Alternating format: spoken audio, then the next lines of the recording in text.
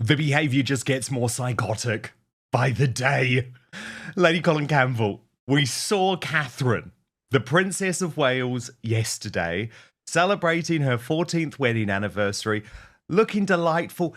And yes, she was wearing skinny jeans. She had had a bit of a glow up with her hair. It's slightly blonde. And like clockwork, the woman who claims that she doesn't look at the media, doesn't look at social media, yeah, right, as Meghan's mole put it, quick, Catherine wore skinny jeans, must copy that. And Lady C, then overnight, we even get the Instagram video. It's almost like an obsession, a Catherine copycat obsession. Let's have a look together. So there she is, coming down in her wellies, probably never worn before. Oh, and Lady C, she just so happens to be in Catherine style skinny jeans. It really is becoming, well, I think the word is psychopathic, isn't it? The woman's sick. I mean, there are no two ways about it. She's sick. And also, like many very empty people, she has no identity. So she creates an identity by mimicking others and denigrating them and trying to boost herself and competing with them and doing things as if you know she does them better when of course she doesn't. I think she really is a very sick individual, and also she's compulsive. She can't give it a break. She can never give it a break. And especially now that she's fighting for her commercial life and that she knows that she and Ted Sarandis are hanging on by the skin of their teeth with Netflix and the Netflix board. She's just desperate, and she's doing everything she can at every turn to make herself appealing. And what I find interesting, Dan, is that in fact, she has started to pick up back her old act of, I choose happiness. Look how happy I am. I'm a wonderful person. I'm very loving. You know, she's reverting to what she did and the personality and the facade that she pretended to possess in the lead up to ensnaring Harry, because this was her perpetual thing before. Oh, I'm a very feminine woman. I'll do anything you want, and I'll give you anything you want, and I'll take such good care of you, horizontally, vertically, in every other way. But at the same time, I'm a feminist, and I'm a big worker, and I'm very energetic, and I know it all. And then once she was married to Harry, she went into the, oh, I'm being so taken advantage of. You know, I don't need to pretend to be nice anymore. I can be a bully. And now that she's been found out on both sides of the Atlantic, she's flipping back to the old act of, I'm so feminine. I'm just a nurturer. Oh, Harry's children, and of course they're mine too. I gave birth to them. I can prove it, but I'm not going to. Why would I prove it? I don't have to prove it. I'm not going to prove it. But the fact of the matter is they're my children as well. Well, they certainly are her children legally. So we won't dispute that one fact. So here's how it went down. Princess Catherine celebrates her 14th wedding anniversary in Scotland. The photos go viral. She's glowing, graceful, in a stylishly relaxed countryside look. Skinny jeans, soft blazer, natural waves. 5. Confident. Comfortable. Then, the very next day, Meghan Markle drops a promotional video wearing, you guessed it, the exact same aesthetic. Oversized coat. Tight jeans. Glossy hair. Same camera angles. Same effortless vibe. Coincidence? Absolutely not. But the whole thing is a pathetic act, and she has effectively gone full circle from being an influencer with the TIG, which she hoped would make her some money. It didn't really make her money, but it gave her a platform and an entree whereby she was able to connect with people like Serena Williams and interview people like Paris Hilton, and get a lot of freebies and get invited to things that she, as a really very minor actress, would never have got invited to. Oh, and Dan, while you're showing those photographs of her at that Jamie Kern-Lima interview, Yes. you know, she claims that and Jamie Lee Curtis twice said in that interview, and of course we're not wearing any makeup. Well, they're both wearing makeup. I mean, I used to be a model. I can tell you when somebody has on a no makeup look, and they're both wearing makeup. Jamie Kern Kern-Lima. I'd actually never heard of her, but I know she is a big deal in the makeup world. And actually, Lady C, just before you go on, can I show you this post from Paula M about this? Because she agrees with you. She says Meghan Markle should have made sure to clean the mascara stain from her eyelid before falsely claiming she was makeup free. No, it's not a mole. I already checked other pictures, and if we just run through these 4 images, Lady C, while you're talking about it. So, I mean, I know nothing about makeup, Lady C, but I'm going to trust you on this one. Well, she has on makeup. She has on foundation. She has on gloss hair. She has on foundation because her her face is several degrees darker than her hands. That's a dead giveaway that she's browned up. She also has on blusher, and so she has enhanced her eyebrows slightly, and she has done there is a way of putting on mascara that it doesn't look as if you are putting it on, and it's waterproof. And there's also a way of lining your eyes in the no makeup way, and she's done all of that. Now, Jamie Kern-Lima has her eyelashes enhanced, and she has on lipstick. What she doesn't have on is foundation, because she's very proudly displaying her rosacea, which is a selling point. But look at Meghan. I mean, that is not a woman who has on no makeup. And if you look at when she, there, look, the face is several degrees darker than the hands. Can you see it? Oh, I can.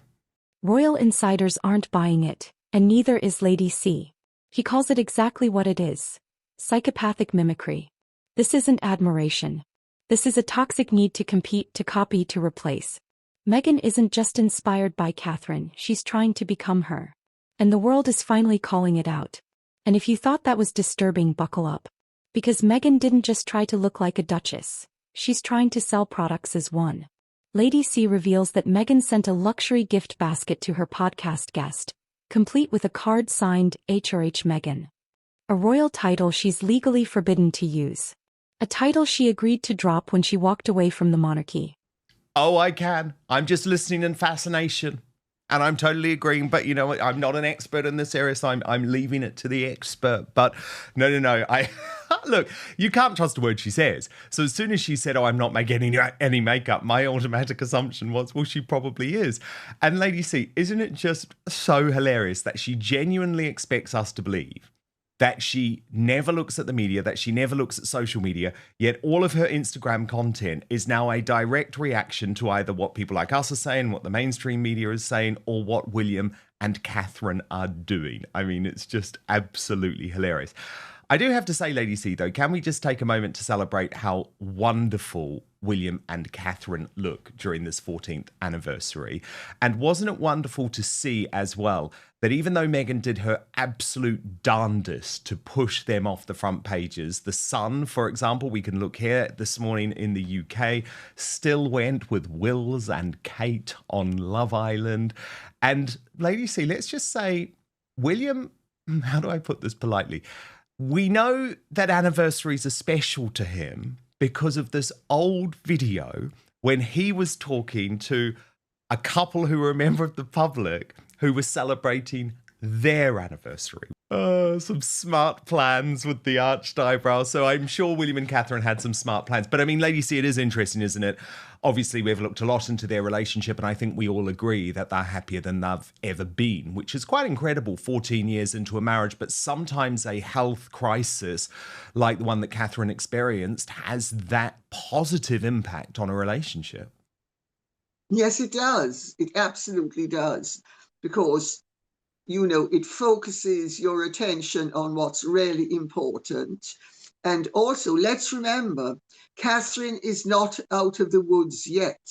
And for the next 5 years, she's not going to be out of the woods, particularly.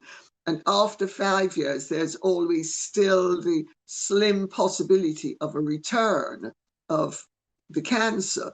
So, you know, the reality of when you have cancer, especially when you're young, is that it focuses your attention on how finite life is and how you can't take certain things for granted because you can't even take your life for granted. But have you noticed that her hair is now somewhat more auburn, and I think it really suits her. It does, doesn't it? And Lady C, look, I have to show you this post on X from Queer Lips of Truth, which is just doing the most hilarious thing. And they posted this picture just with the word soon. And you know, Lady C, they've used AI, but I love the point that they're making, which is anything Catherine does, Meghan wants to do better. But can we come to the story which has really disturbed a lot of people, this despicable decision by Meghan to continue to use her HRH title privately, and the fact that she's boldly briefing this news to the Daily Telegraph, Lady C. This is what they wrote today. The Duchess of Sussex has been using her HRH title privately for years, the Telegraph understands. However, the Duke and Duchess appeared to have interpreted things differently and believed that they simply agreed not to use HRH for commercial purposes. Their titles remain and they are free to use them in private, sources close to them insisted. The Duchess has referred to herself as HRH ever since they relocated to the US on private letters, gifts and invitations, it's understood. When they travel abroad, the couple are also said to request that their HRH titles be used. One source said it was an attempt to feel relevant. Well, Lady Colin Campbell, that wasn't the agreement. The agreement was that you don't use the titles full stop. This wasn't an accident. This wasn't nostalgia. This was branding fraud. It's using the Queen's name, her authority, to sell jam. Let's be real. If Meghan truly respected Queen Elizabeth, she'd honor her word. Not rebrand herself as a royal influencer with fake humility and sticky hands. Oh, and don't get me started on the latest PR performance, the no makeup look. Meghan claimed she wore zero makeup in her recent podcast video. But as Lady C expertly points out, you don't get a flawless complexion, sculpted brows, contoured cheekbones, and airbrushed skin from drinking herbal tea. That's concealer, foundation, bronzer, lip balm, and light eye makeup. She didn't go barefaced.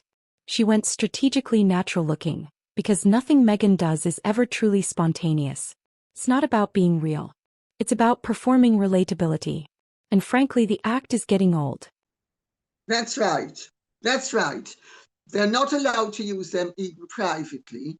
And let's not pussyfoot around. Meghan's compliment slip was a commercial activity. She, you know, I would not send out a present to a friend, and she and Jamie Kern Lima are asserting that they are friends. I would not send out, nor would anybody else I know send out, and I'll use my name as an example. I would not send out something to a friend. Well, say that, if I was sending you something, yes, would I send a compliment slip that said, with the compliments of Lady Colin Campbell? Or even worse, which is what Meghan did, would I send out a compliment slip to you with the compliments of the Right Honourable Lady Colin Campbell? I mean, you'd be mad to do it. You'd be delusional. You'd be pretentious, and you'd be crass and vulgar. It's just not done. I mean, it is, and also she sent out produce, which, and you will know as well as I do how these things work. Everything is agreed and scripted beforehand, and there is no room for error. And if there is an error, it is cut out of an interview or a podcast or whatever. And the fact of the matter is that this oh, yes. I mean, this was included purposefully. And sorry to interrupt, but I think it's worth actually, Lady C, before you go on, just looking at how it was edited into the podcast, and then we'll pick up after that. I mean, firstly, she sent her a couple of punnets of ice cream, for God's sake. But secondly, it's all scripted. That's all scripted. That's all planned. The whole thing is cooked up. There is absolutely no way, and I know this is what you were saying, Lady C, that image was included without Meghan's express permission. So it is for commercial reasons. Oh, absolutely. And not only is it for commercial reasons, it's to encroach upon the Sandringham Agreement, and it's to push the boundaries. And also notice the princely coronet. She's also not allowed to use the princely coronet. When Diana Wales lost her HRH, she ceased using the princely coronet as well. But because she was the daughter of an earl, she opted to use an earl's coronet. But she did not and could not continue to use the princely coronet correctly. Well, Meghan is technically still a royal highness, but she's not allowed to use it. So she's really not supposed to be using the princely coronet either, and certainly not for commercial purposes. So it's not only one thing that she's broken, it's three. It's the princely coronet, it's the royal highness, and it's the Duchess of Sussex. And the proof of the pudding is in the eating. None of this has been done personally. It's done commercially, because if it had been done personally, it wouldn't have been done at all. She'd have simply, if she had a postcard, she'd have put on it, "With love, Meghan." And if she didn't have a postcard, she'd have put on a sort of blank card, "With love, Meghan," or "Wishing you well, hope everything goes well." But this is a clear message, and it is a mischievous message, and it is intended to be delivered to Buckingham Palace, saying, "I don't care that you have told me that I am not allowed to use for commercial purposes any of my royal rank. I'm using the whole 9 yards, including my HRH, and if you don't like it, Margaret Thatcher victory sign to you." Yes, indeed. In the same breath that Meghan talks about her jam and her tears, she casually calls Oprah Winfrey her mentor. But let's stop and look at the facts. Since the Oprah interview backlash, Oprah has distanced herself.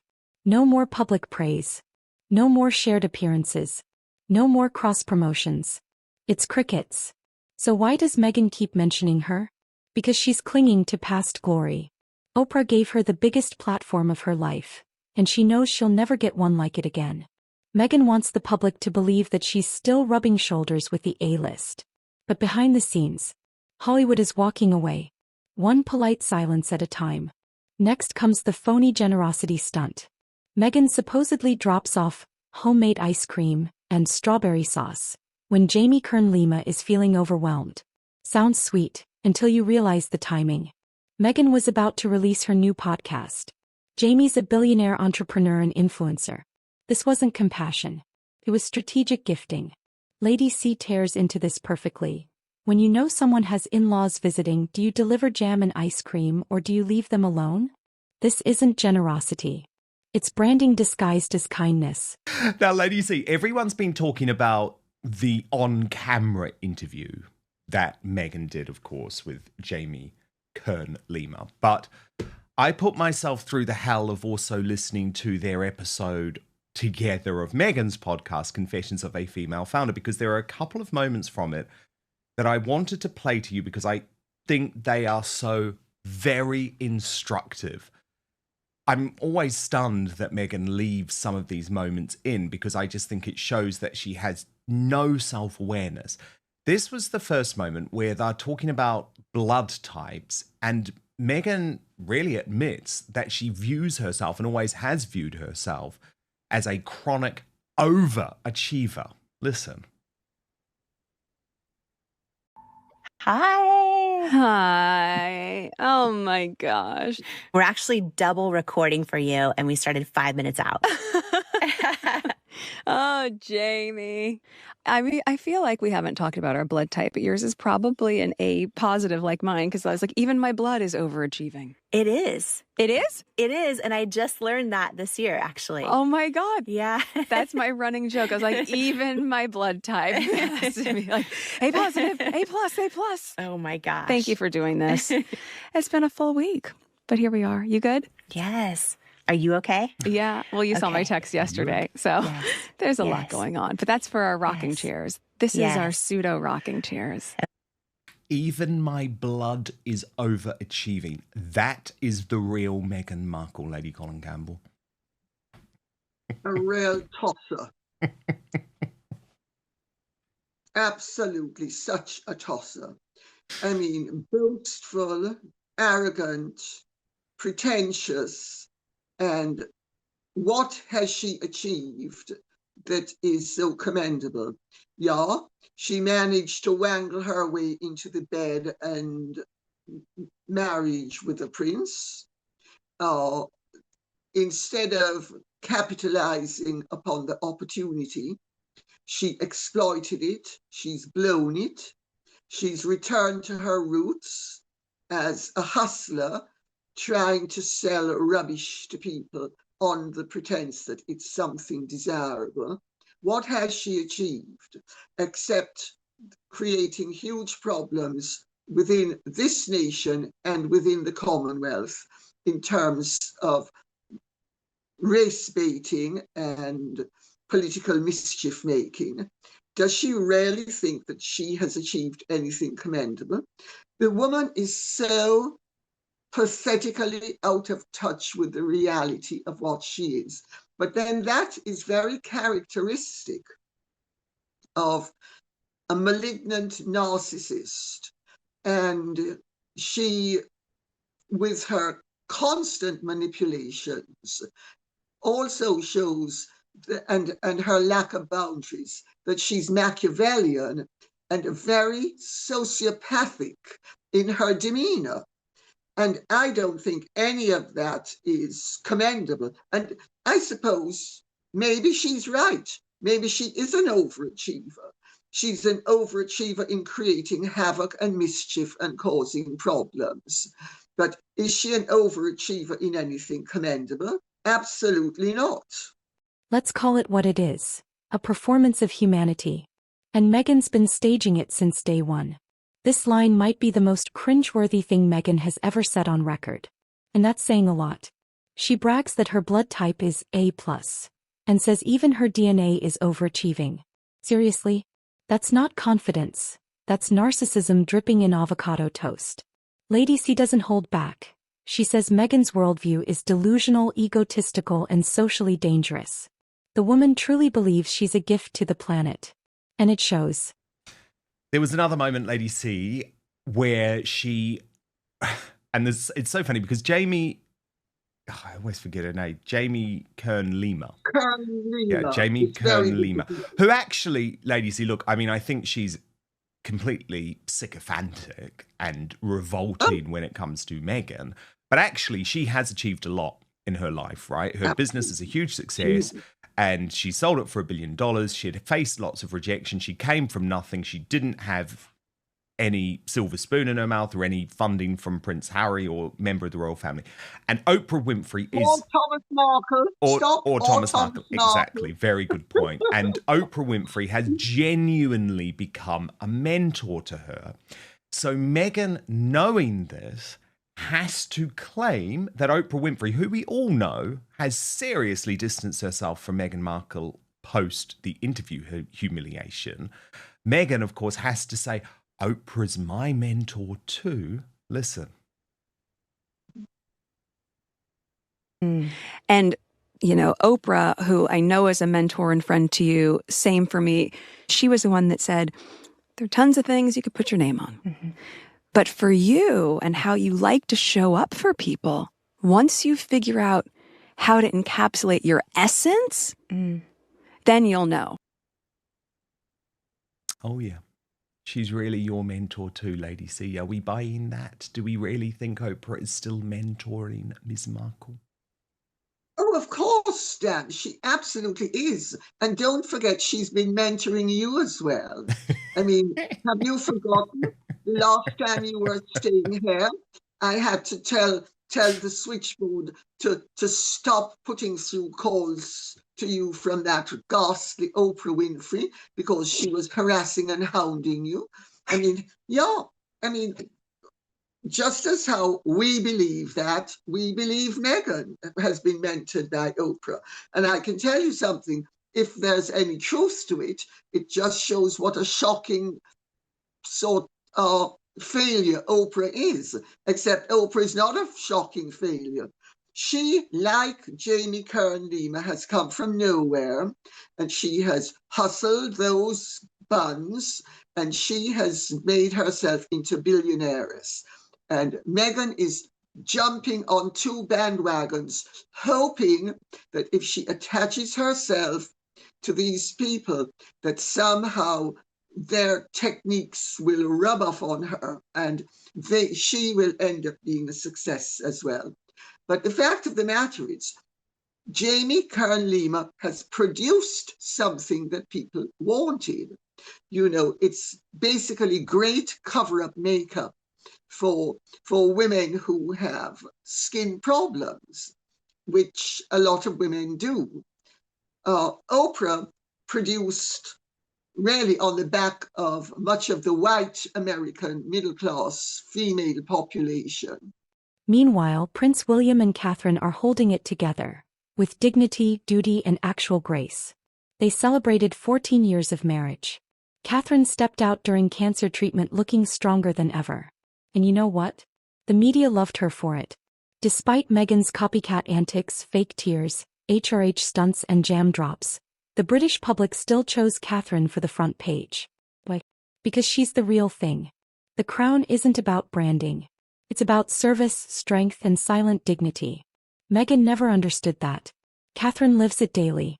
Meghan Markle's behavior is no longer just frustrating. It's troubling. From copying Princess Catherine's fashion to violating royal agreements, from manipulative podcast tactics to faux victimhood on repeat, we are watching someone spiral behind a wall of curated content. A tremendously successful program that ran for decades with her faux sympathy. And it's only after she'd made her money and had basically crashed out of the main television stations that you then discovered that she actually was something of a race baiter and didn't always like white people. But let's not forget that the majority of the people who made Oprah were people Oprah appealed to, and they were a white audience. So Oprah has been wonderful at maximizing misery and turning it into something that was not only televisual and inspiring to the average person, but that made her a great deal of money. Meghan hasn't done any of that. Meghan got a contract with Spotify, which they couldn't wait to distance themselves from, and called her and Harry they called them effing grifters. Then she also is hanging on by the skin of her teeth with Netflix, and she in that interview, which you and I both looked at with Jamie Kern Lima. And by the way, I have to say, how I didn't end up being sick in the sick bucket is beyond me. Oh, it was awful. So much faux sincerity and so much care. Oh, I care so much about, and I just care about everybody, and I'm just so wonderful. And they were both playing at this.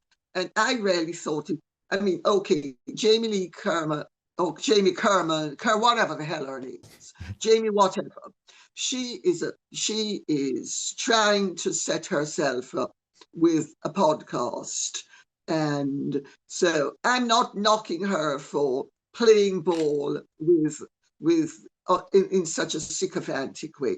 I don't think it's very professional. I don't think it's very credible, but I don't condemn her for doing it. But Meghan, I mean, does Meghan seriously think that when she goes on and on about how loving she is and what a wonderful friend she is, and how when she knows somebody is having their in-laws to stay, because she knows they're going to be so busy, she drops off ice cream with a compliment slip so that she can ratify her importance.